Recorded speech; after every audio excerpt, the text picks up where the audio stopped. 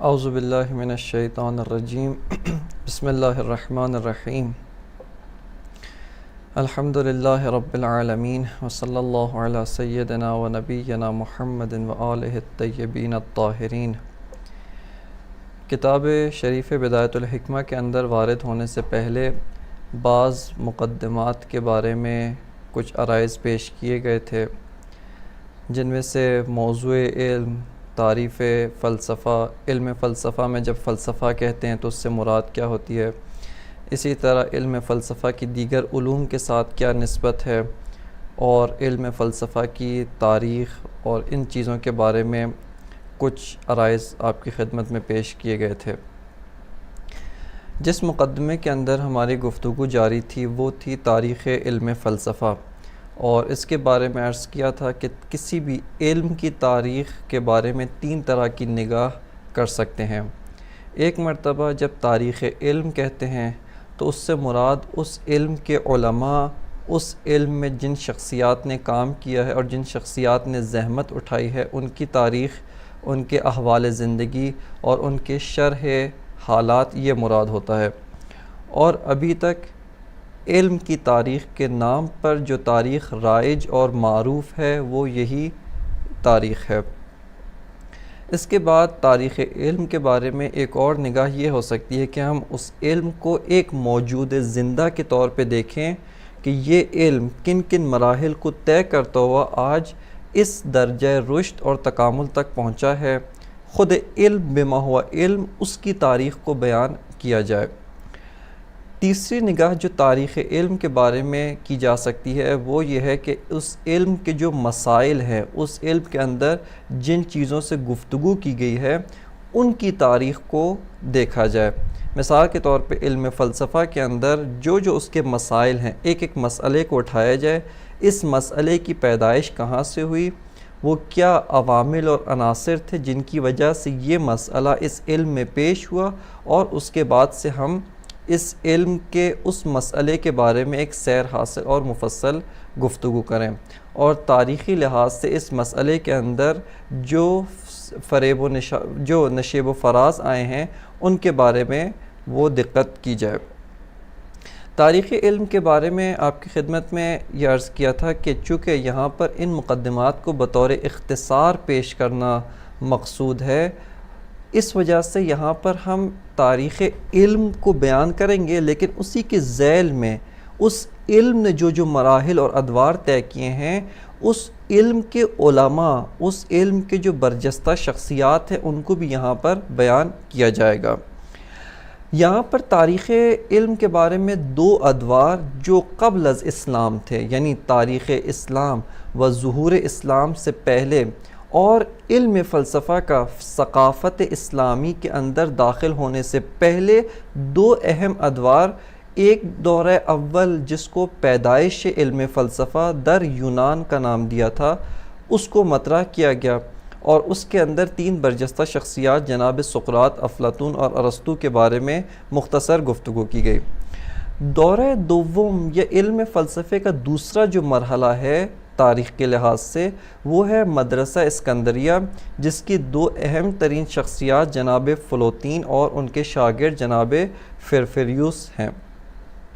اب وارد ہوتے ہیں علم فلسفے کا تیسرا دورہ، یا یوں کہا جائے کہ جو انتہائی اہم دورہ ہے، اور وہ ہے تاریخ اسلام کے اندر علم فلسفہ کس طرح سے وارد ہوا، اور اسلام کے دامن میں علم فلسفہ نے کس طرح سے رشد اور تکامل حاصل کیا۔ چونکہ اسی کے ذیل میں علماء علم فلسفہ و حکماء و فلاسفہ کے بارے میں بھی آپ کی خدمت میں عرض کرنا ہے، یہاں پر ہم خود علماء علم فلسفہ کو تین گروہ میں تقسیم کر سکتے ہیں، یا بطور کلی ایک عام عنوان کے تحت اگر گفتگو کی جائے، کسی بھی علم کے جو علماء ہیں اور اس علم کی جو شخصیات ہیں جنہوں نے اس علم کے اندر کام کیا ہے اور اس علم کو پروان چڑھایا ہے، ان کو ہم تین طرح سے دیکھ سکتے ہیں، یا ان کو ایک تقسیم کے مطابق تین گروہ میں تقسیم کر سکتے ہیں۔ بعض علماء وہ ہوتے ہیں کہ جن کو علماء مؤسس کہا جاتا ہے، جو اس علم کی بنیاد رکھتے ہیں، یا اس علم کے اندر ایک مکتب کی بنیاد رکھتے ہیں۔ یہ ایک الگ موضوع ہے کہ کس طرح سے علم کے اندر ایک مکتب تشکیل پاتا ہے، یعنی ایک علم میں ایک مکتب بنتا ہے، اس کے بعد ایک اور عالم آتا ہے، وہ ایک اور مکتب تشکیل دیتا ہے، اور اس طرح سے یوں علم آگے پروان چڑھتا ہے۔ بعض اس علم کے اندر بعض ایسے بنیادی اور اساسی مسائل ہوتے ہیں کہ ان بنیادی اور اساسی مسائل میں اگر کوئی تبدیلی یا تحول نظر ایجاد کرے تو یہاں پر ایک مکتب ایجاد ہو جاتا ہے، یہاں پر ایک نیا مکتب، ایک نیا نظریہ جو ہے وہ پیش آتا ہے۔ جیسا مثال کے طور پہ علم منطق کے اندر آ کر کوئی علم منطق کی ساختار میں اس کا جو ڈھانچہ ہے، علم منطق کے بعض بنیادی ترین قواعد ہیں، یا اسی طرح اور دیگر شعبہ منطق میں سے جو اساسی ایک اہمیت کے حامل ہوتے ہیں،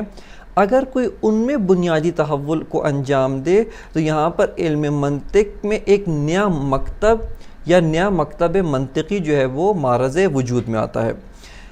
وہ علماء کہ جو اس طرح کا بنیادی تحول ایجاد کرتے ہیں، ان کو علماء مؤسس کہا جاتا ہے، جو اس علم کی اساس اور اس علم کی بنیاد رکھتے ہیں۔ ان علماء یا اس طرح کے جو افراد ہوتے ہیں، ان کے آثار میں ایک مشکل یہ ہوتی ہے کہ چونکہ انہوں نے ایک نئی چیز کو دریافت کیا ہوتا ہے،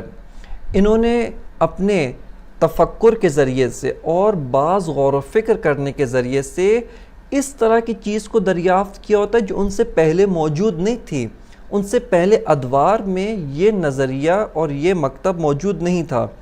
لہٰذا اس کو بیان کرنے میں، اس کو الفاظ میں منتقل کرنے میں ان کو ادبیات کی مشکل پیش آتی ہے۔ یہاں پر ادبیات سے مراد ادبیات عرب نہیں ہے، یعنی وہ اصطلاحات اور وہ کلمات چونکہ پہلے سے موجود نہیں ہوتے ہیں، لہٰذا اپنا ما فی الضمیر اور اپنے محتوا کو بیان کرنے میں یہ افراد جو ہے وہ ایک مشکل کا شکار ہوتے ہیں۔ لہٰذا ان کے کلمات سے بعض افراد مختلف قسم کی جو ہے وہ فہم حاصل کرتے ہیں، مختلف جو ہے وہ چیزوں کو سمجھتے ہیں، چونکہ ان کے کلمات میں ایک نوع اضطراب ہوتا ہے، ان کے کلمات اور اصطلاحات مکمل طور پہ مستقر نہیں ہوئی ہوتی، یعنی اس اصطلاح کا محتوا مکمل طور پہ واضح نہیں ہوا ہوتا ہے، لہٰذا ان کے کلمات کے ساتھ یہ مشکل پیش آتی ہے۔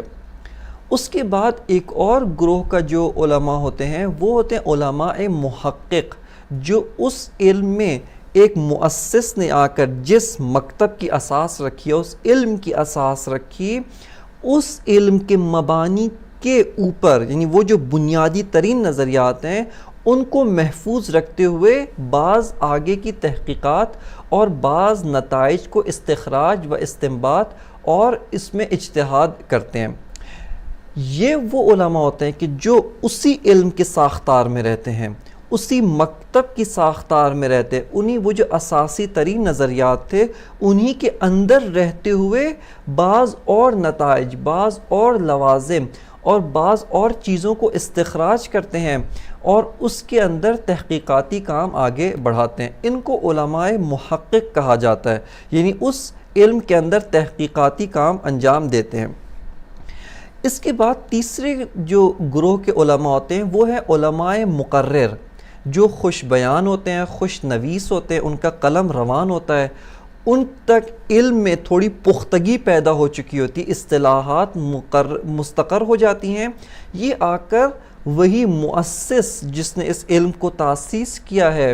اور اپنے مبانی و نظریات کو بیان کیا ہے، لیکن اس کے کلام میں بہت زیادہ شفافیت موجود نہیں ہے، ایک اضطراب پایا جاتا ہے، ایک نئی چیز بیان کرنا چاہتے ہیں لیکن اپنے ما فی الضمیر کو بہت اچھی طرح ہر ایک تک نہیں پہنچا پاتے۔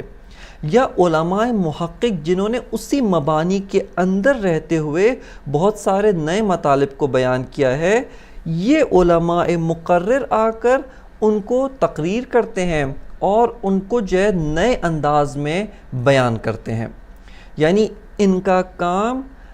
ان مبانی کو اور ان تحقیقات کو اچھے طریقے سے جم کر کے ایک روان اور سلیس انداز میں اس طرح سے کہ ہر ایک کے لیے قابل فہم ہو اور ہر ایک کے لیے قابل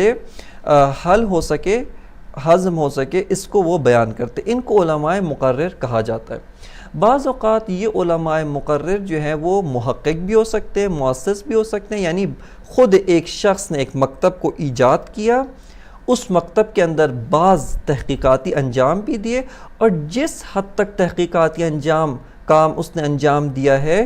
اس کو آ کے روان اور سلیس انداز میں 2-3 مراحل کے بعد 2-3 کتابیں لکھنے کے بعد اس کو آ کے اچھے طریقے سے وہ تقریر کرتا ہے. لہٰذا یہ جو 3 ہم نے تقسیمات کی ہیں، یہ تقسیمات مانعۃ الجمع نہیں ہیں، یعنی اس طرح سے نہیں ہے کہ اگر علماء محقق ہو گیا تو وہ مقرر نہیں ہو سکتا، یا اگر علماء مؤسس ہے تو وہ مقرر نہیں ہو سکتا یا محقق نہیں ہو سکتا. یہ مانعۃ الجمع نہیں ہے. اب آتے ہیں اس کو مد نظر رکھتے ہوئے ہم علم فلسفہ کو اسلامی ثقافت و اسلامی تمدن میں جب سے وارد ہوا ہے، اس پیراہے میں علم فلسفہ کو صدی بصدی و قرن بقرن دیکھتے ہیں. ظہور اسلام کے بعد سے آج تک تقریباً 15 صدیاں گزر چکی ہیں، یعنی صدی ہجری کے حساب سے اگر شمارش کیا جائے تو صدی ہجری قمری کے لحاظ سے 15 صدیاں گزر چکی ہیں. قرن اول میں اسلام کے معارف، بالخصوص معارف عقلیہ، خالصتاً وہ معارف تھے جو احادیث، روایات معصومین اور ان کے جو اصحاب وغیرہ تھے انہوں نے بیان کیے تھے، نقل کیے گئے، اسی کے اندر محدود تھے. قرن اول کے اندر چونکہ دائرہ اسلام، سرحد اسلام، جغرافیہ اسلام بہت حد تک وسیع نہیں ہوئی تھی، اس وجہ سے یہاں پر جو ہے وہ خالص اسلامی معارف، اسلامی نظریات علوم عقلیہ کے پیراہے میں موجود تھے. قرن دوم کو ہم نام دے سکتے ہیں، یہ قرن مناظرات مذاہب و مکاتب مختلف اسلامی کا صدی یا اس کا قرن ہے. اس قرن کے اندر عقائد و اعتقادات کے لحاظ سے مختلف گروہ، مختلف نظریات پیدا ہوئے.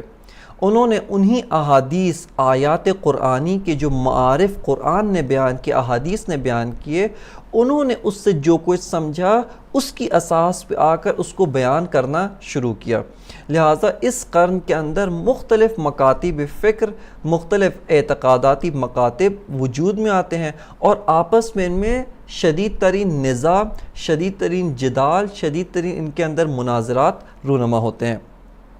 اور یہیں پہ ہم تاریخ کے لحاظ سے سنتے ہیں کہ مثال کے طور پہ امام جعفر صادق علیہ السلام یا امام باقر علیہ السلام نے دیگر مکاتب کے علماء، معتزلی، اشعری و دیگر مکاتب کے علماء، دیگر فرق ہائے اسلامی کے جو کلامی علماء تھے، ان سے مناظرات کیے. وہ اسی قرن کے اندر جو ہے بہت زیادہ پر رنگ اور ہمیں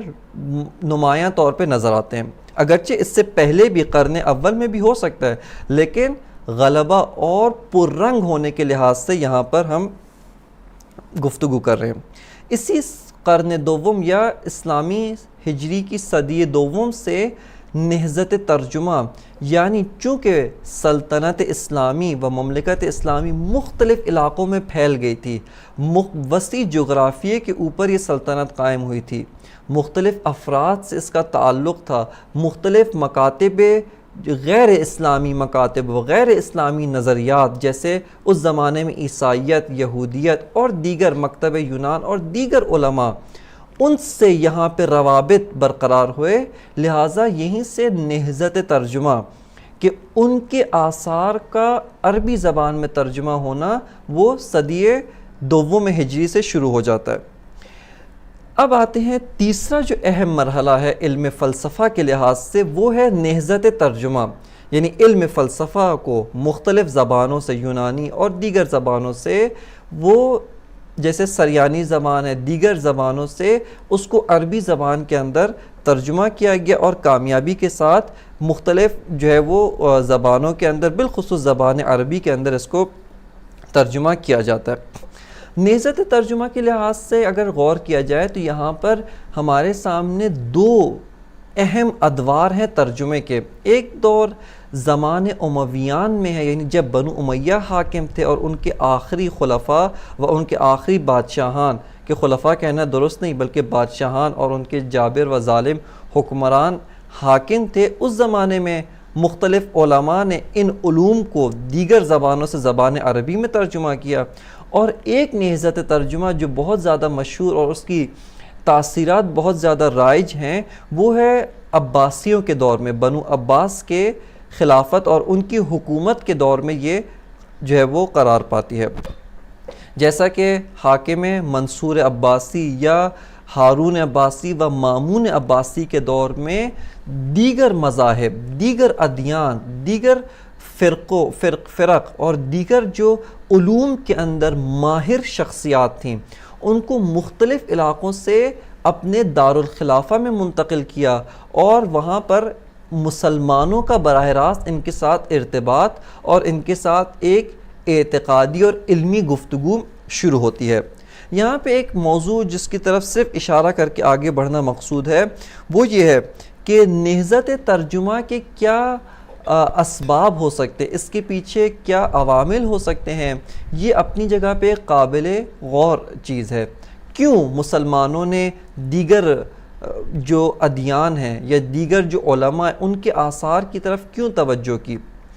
کیوں مختلف علوم کو زبان عربی کے اندر ترجمہ کیا گیا، یا اس کے علاوہ دیگر اس کے پیچھے کیا اہداف تھے،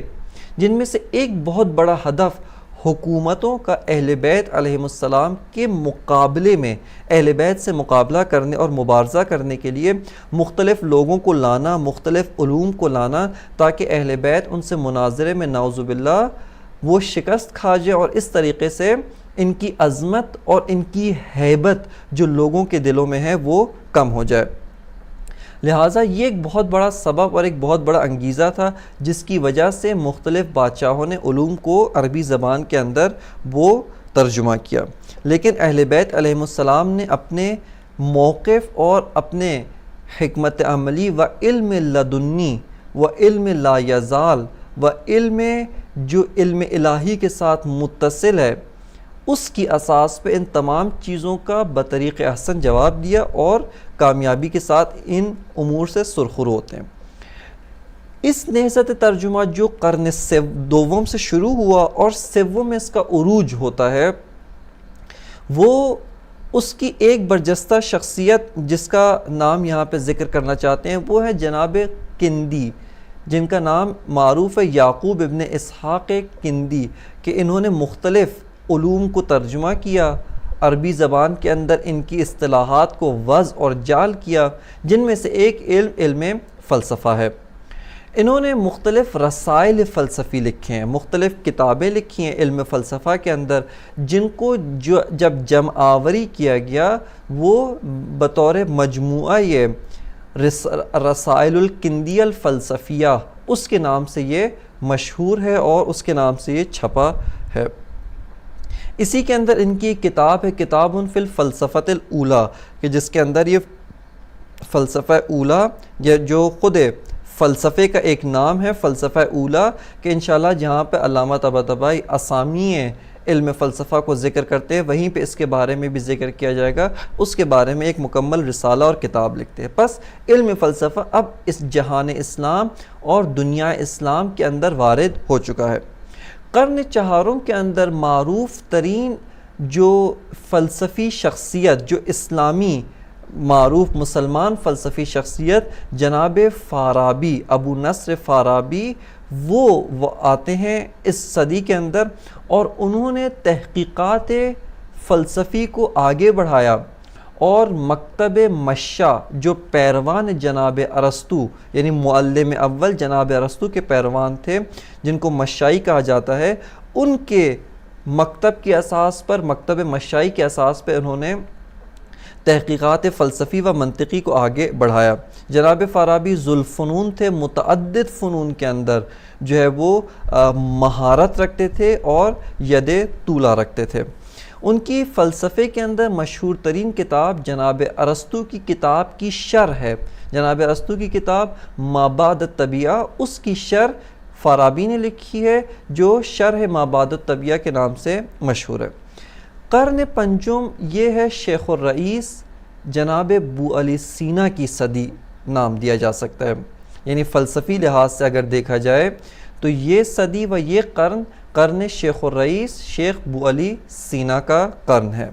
شیخ الرئیس شیخ بو علی سینا مختلف علوم کے اندر، جیسا کہ ان کی شہرت علم طب کے نام پہ ہوئی، لیکن اساسی طور پہ و بنیادی طور پہ وہ ایک فیلسوف و حکیم و منطق دان تھے۔ انہوں نے اس مکتب کے اندر مکتب مشاء کو بہت ہی وسعت اور بہت ہی وسیع انداز میں پھیلایا۔ یہاں پر ہم اگر شیخ الرئیس بو علی سینا کو ان علماء کی جو تقسیم اوپر ذکر کی، جیسا اس تقسیم کے مطابق جناب ارسطو یا ان کے استاد افلاطون، ان کو ہم علماء مؤسس کا نام دے سکتے ہیں۔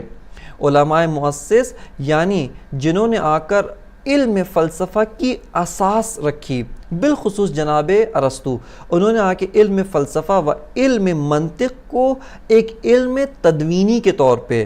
ایک علم جو مجموعہ مسائل کا مجموعہ ہے اور ایک ہی موضوع کے گرد یہ گفتگو کرتا ہے، اس کے طور پہ جس نے بنیاد رکھی وہ جناب ارسطو ہیں اور ان کو علماء مؤسس میں سے شمار کیا جاتا ہے۔ اسی وجہ سے ان کو معلم اول کا بھی لقب دیا جاتا ہے۔ جناب فارابی، ابو نصر فارابی، ان کو معلم ثانی کا عنوان دیا جاتا ہے۔ ان کی وسیع و عریض تحقیقات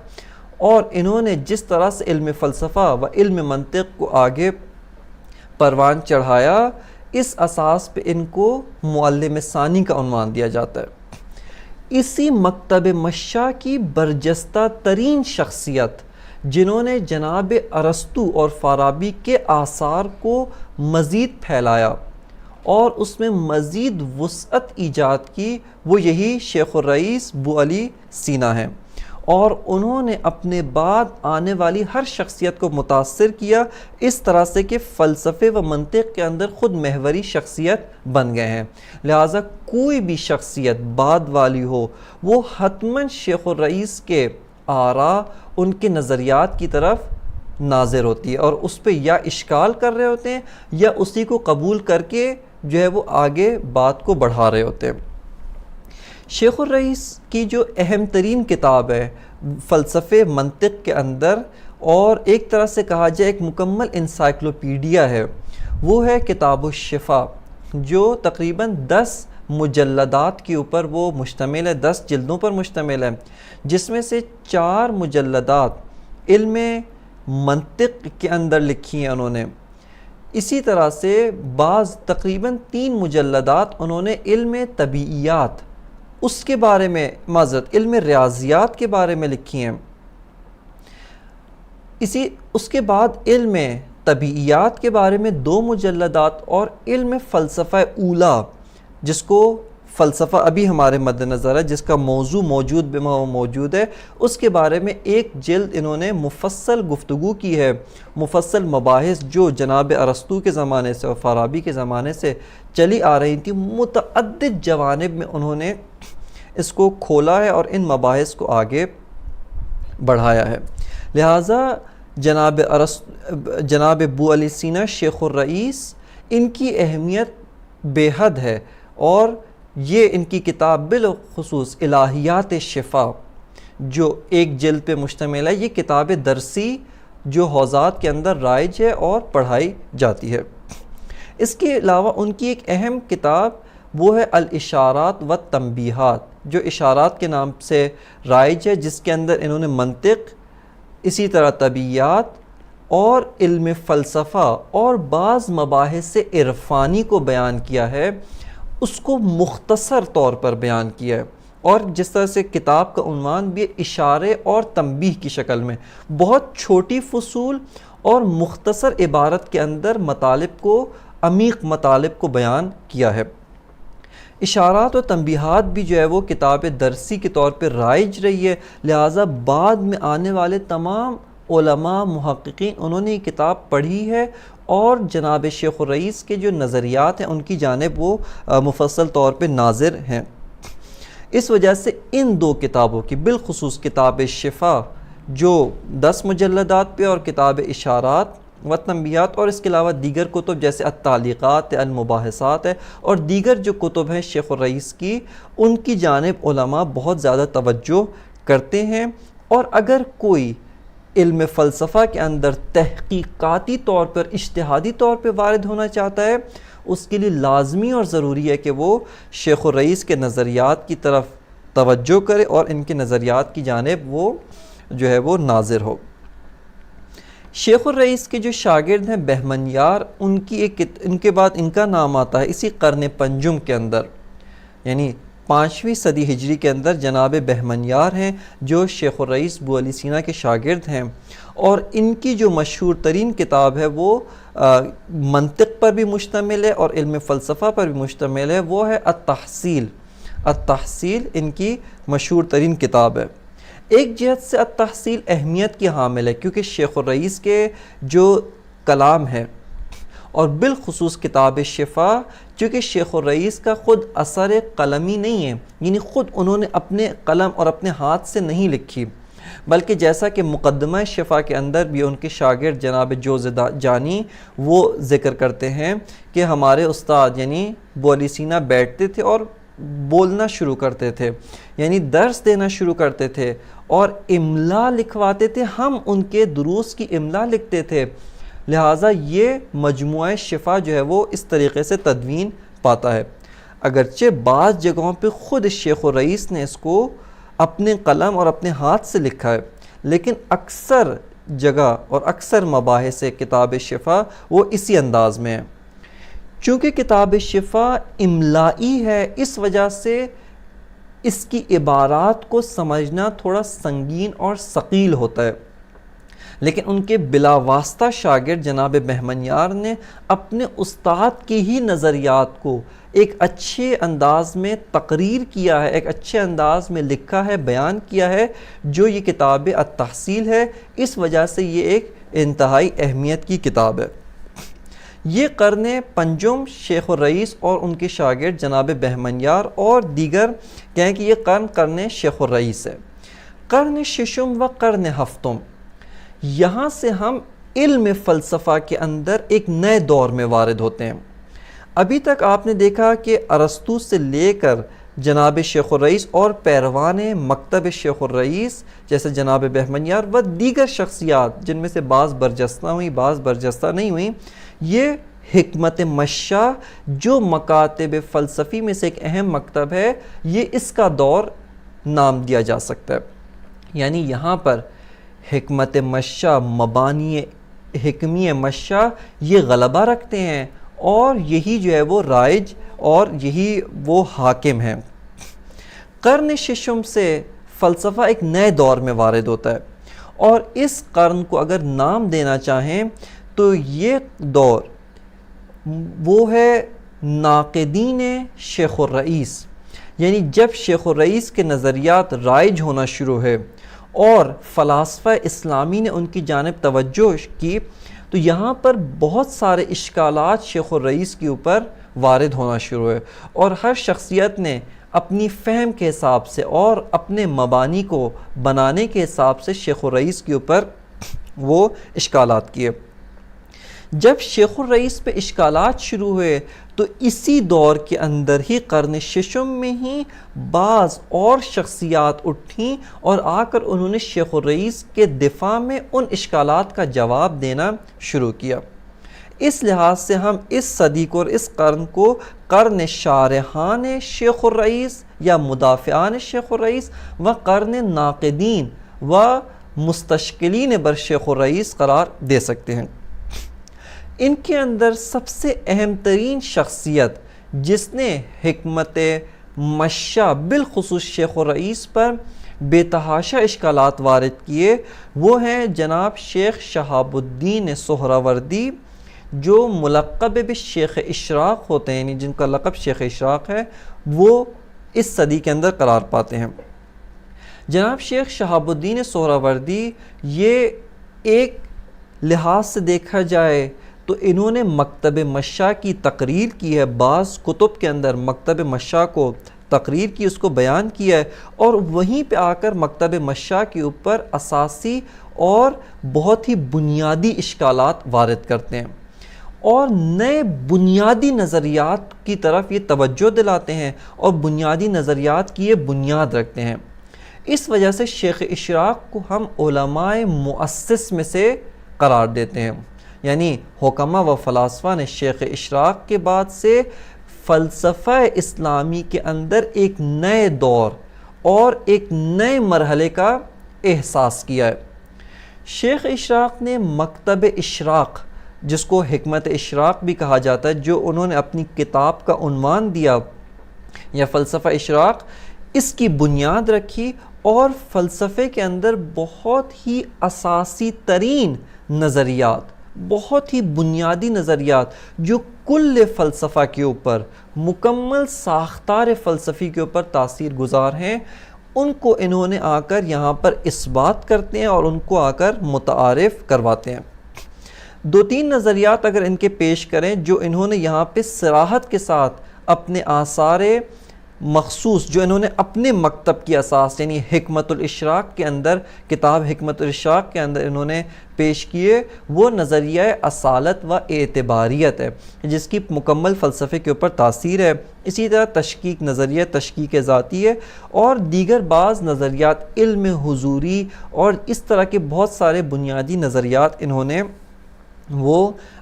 پیش کیے۔ لہٰذا اس وجہ سے ان کے بعد سے ایک نیا دور فلسفے کا شروع ہوتا ہے اور وہ ہے حکمت الاشراق، اور جو بھی حکماء و فلاسفہ ان کے بعد واقع ہوتے ہیں، ان کے ہم عصر اور ان کے ہم زمان نہیں ہیں بلکہ ان کے بعد والے زمانے میں واقع ہوتے ہیں،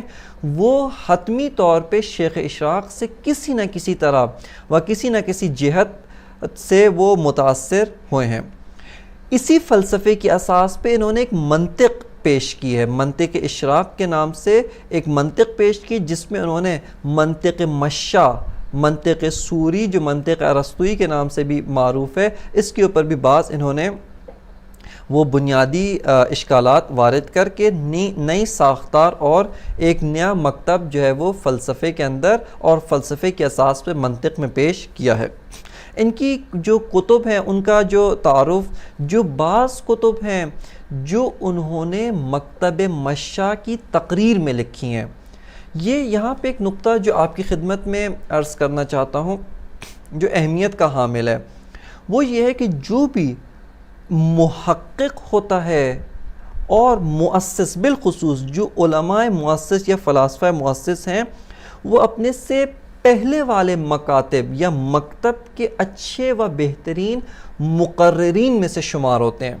اس کی دلیل یہ ہوتی تھی کہ یہ سمجھنے کے لیے یا یہ اس بات کرنے کے لیے کہ ایسا نہیں ہے کہ ہم نے اپنے سے پہلے والے مکاتب کو پڑھا نہیں ہے، یا ان مکاتب کے علماء جو کچھ بیان کرنا چاہتے تھے ہمیں وہ سمجھ نہیں آیا، ہم اس کو سمجھ نہیں پائے،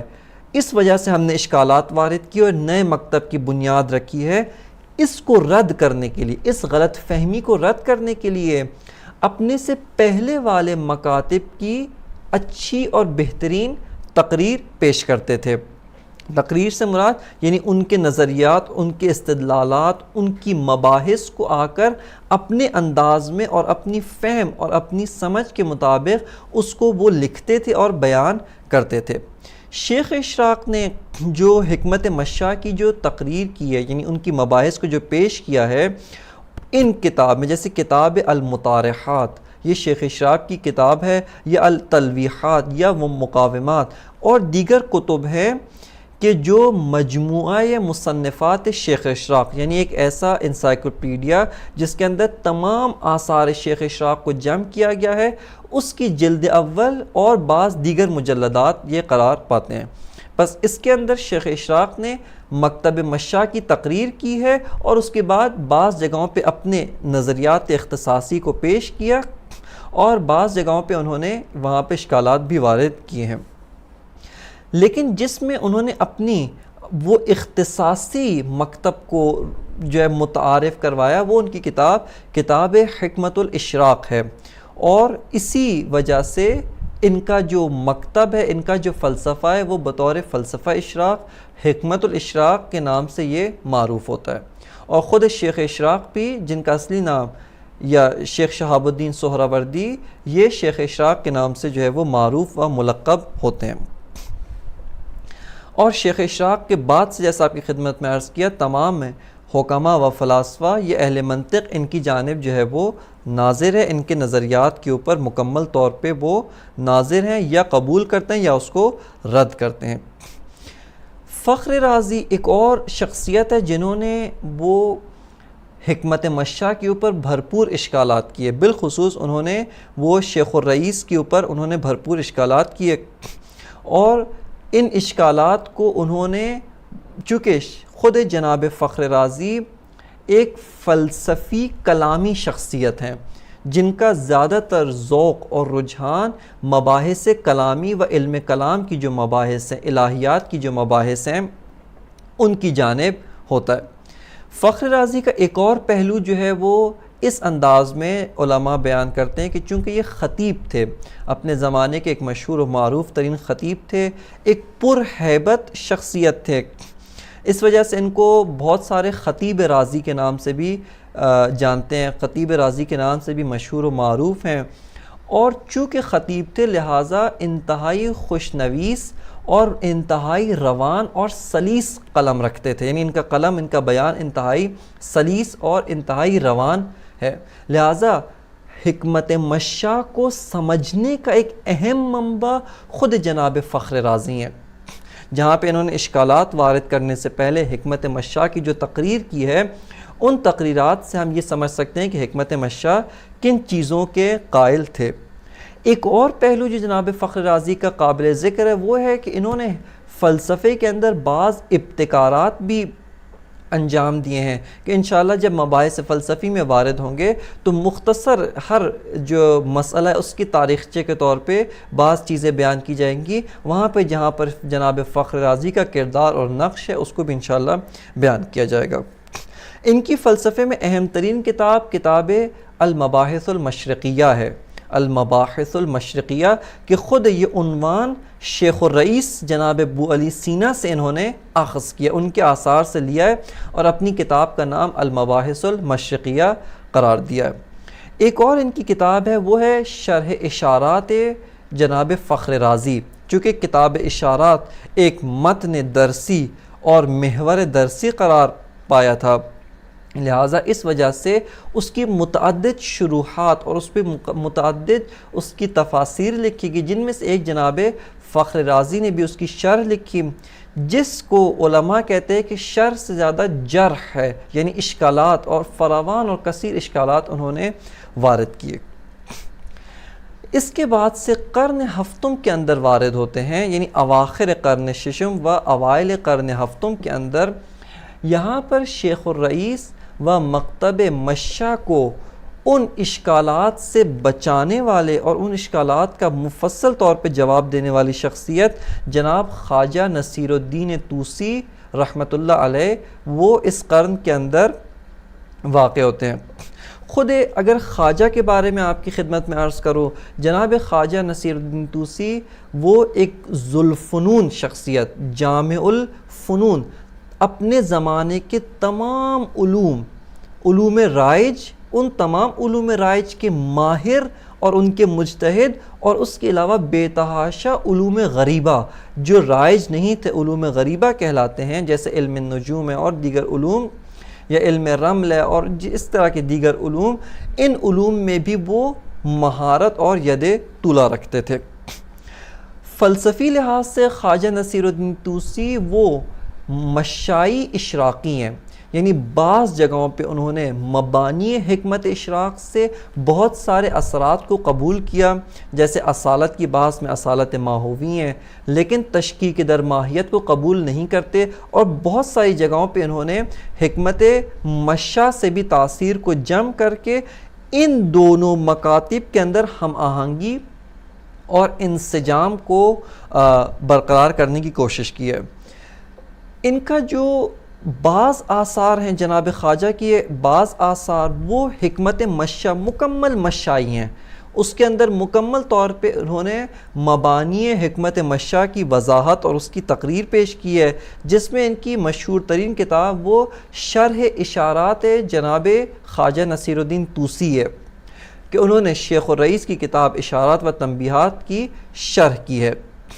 اس شرح کے اندر جناب خواجہ شیخ الرئیس و مبانی مشاء کی طرف ناظر ہیں اور متعہد ہوتے ہیں کہ میں اپنے نظرات اختصاصی یا مبانی اشراقی کو دخیل نہیں کروں گا، بلکہ مبانی مشائی کی اساس پر جو اشکالات جناب فخر رازی نے وارد کیے ہیں ان کا جواب دوں گا، اور بہت حد تک وہ اس میں کامیاب ہوتے ہیں۔ لہٰذا اس کتاب کے اندر انہوں نے وہ مبانی مشاء کو بیان کیا۔ جناب خواجہ کی جو اپنی کتاب ہے جس کے اندر ہم خود جناب خواجہ کے اپنے نظریات اختصاصی کو جان سکتے ہیں، وہ کتاب کلامی ہے، لیکن کلام فلسفی ہے، کہ یہ جناب خواجہ کا ایک بہت بڑا کارنامہ ہے کہ پہلا جو علم کلام جناب خواجہ سے پہلے جو معروف و مشہور تھا وہ مباحث فلسفی سے خالی ہوتا تھا، لیکن جناب خواجہ نے علم کلام کو ایک محکم بنیاد اور ایک محکم اساس فلسفی کی بنیاد پہ استوار کیا، اور اس کام کے اندر جو شخصیت واقعاً مبتکر ہے جس نے کام انجام دیا وہ جناب خواجہ طوسی ہیں۔ ان کی کتاب تجرید الاعتقاد ہے کہ جو جہان اسلام بلا تفریق از تشیع و تسنن، حتیٰ اہل سنت کے اندر بھی یہ کتاب تجرید الاعتقاد یہ رائج ہوتی ہے، اور اس کتاب کی متعدد شروحات وہ لکھی گئی ہیں۔ اس کے علاوہ ایک اور ان کی کتاب ہے جناب فخر رازی کی کتاب المحصل کے اوپر اشکالات نقد المحصل کے نام پہ، کہ اس میں بھی انہوں نے اپنے وہ جو مفصل انہوں نے اپنے اختصاصی نظریات ہیں وہ بیان کیے ہیں۔ اس کے بعد ایک اور شخصیت جو یہاں پہ قرن ہفتم کے اندر ہی قرار پاتی ہے وہ ہے جناب کاتبی قزوینی، کہ یہ خواجہ نصیر الدین طوسی کے ہم عصر، البتہ زمان میں تھوڑا سا وفات میں متاخر تھے، اور انہوں نے بہت ساری چیزوں میں جناب خواجہ کی شاگردی اختیار کی اور جناب خواجہ سے استفادہ کیا۔ فلسفے میں ان کی مشہور ترین کتاب حکمت العین کے نام سے ان کی کتاب ہے، جس کی شرح علامہ خلی رحمۃ اللہ علیہ نے کی ہے۔ اسی طرح قرن ہفتم کے اندر ایک اور بہت ہی اہم شخصیت کہ جو پہلے شارح ہیں حکمت الاشراق کے، وہ ہیں جناب محمد ابن محمود شہرزوری، یعنی معروف بے شہرزوری ہیں، کہ شہرزور ایک علاقہ و ایک شہر کا نام ہے، کہ اس نام سے یہ مشہور ہوتے ہیں شہرزوری کے نام سے، کہ جناب شہرزوری یہ خود اشراقی ہیں، مکتب اشراق میں راسخ ہیں، مبانی اشراق کو مکمل طور پہ قبول کرتے ہیں، اور انہوں نے جناب شیخ اشراق شیخ شہاب الدین سہروردی کی کتاب حکمت الاشراق کی پہلی شرح اور مشہور ترین شرح انہوں نے کی ہے، جو شرح حکمت الاشراق کے نام سے معروف ہے۔ اس کے علاوہ تاریخ حکماء کے اوپر ان کی کتاب ہے جو نزہۃ الارواح و روضۃ الافراح کے نام سے وہ معروف و مشہور ہے۔ کہ جو قرن ہفتوں میں اس کے اندر یہ تین شخصیات جب ان کا مطالعہ کیا، اب وارد ہوتے ہیں ہم قرن ہشتم کے اندر، چونکہ یہ تمام شخصیات بہت ہی مفصل طور پہ ہم دیکھ سکتے ہیں، یعنی ان کے بارے میں مفصل مباحث کو مطرح کیا جا سکتا ہے، ان کے جو آثار ہیں ان کے بارے میں ایک مکمل طور پہ تفصیلی بیان کیا جا سکتا ہے، لیکن چونکہ اختصار مد نظر ہے لہٰذا اسی کے اوپر اکتفا کرتے ہیں۔ قرن ہشتم میں جب وارد ہوتے ہیں تو قرن ہشتم کی فلسفی برجستہ ترین شخصیت یہ جناب قطب الدین شیرازی ہیں، کہ یہ وسط قرن ہفتم و اوائل قرن ہشتم میں ان کی وفات ہوتی ہے، یعنی وسط قرن ہفتم میں ان کی ولادت ہے اور اوائل قرن ہشتم میں ان کی وفات ہوتی ہے۔ جناب قطب الدین شیرازی کا ایک اہم ترین جو کردار ہے وہ انہوں نے حکمت الاشراق کی ایک اور شرح لکھی، یعنی یہ حکمت الاشراق جو جناب شیخ شہاب الدین سہروردی کی کتاب ہے اس کی دوسری شرح انہوں نے لکھی۔ اس شرح کی ایک اور اہمیت و خاصیت یہ ہے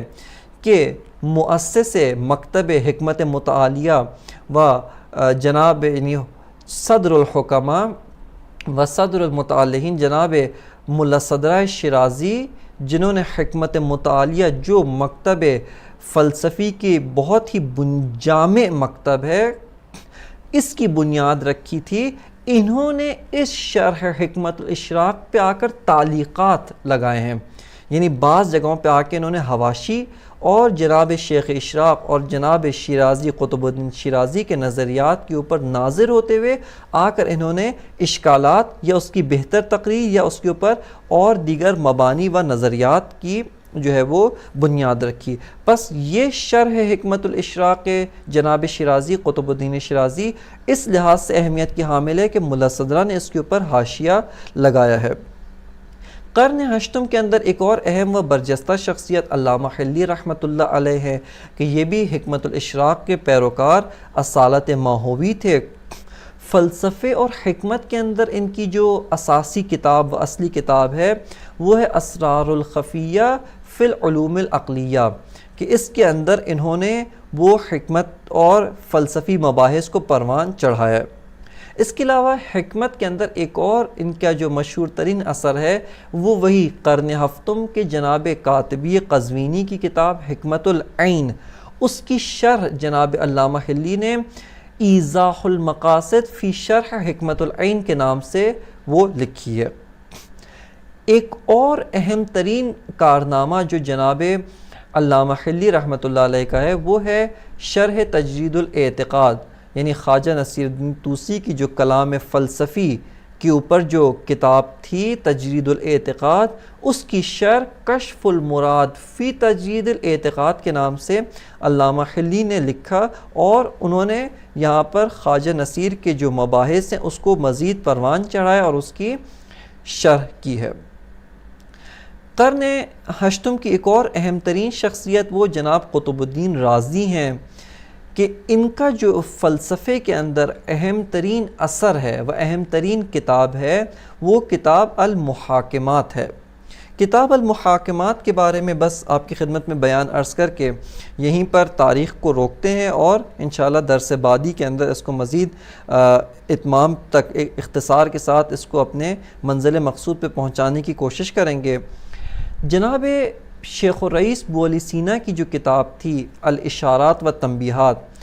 اس کے اوپر جناب فخر رازی نے اشکالات وارد کیے، شرح لکھی، اور اس شرح کے اندر بھرپور اشکالات وارد کیے تھے۔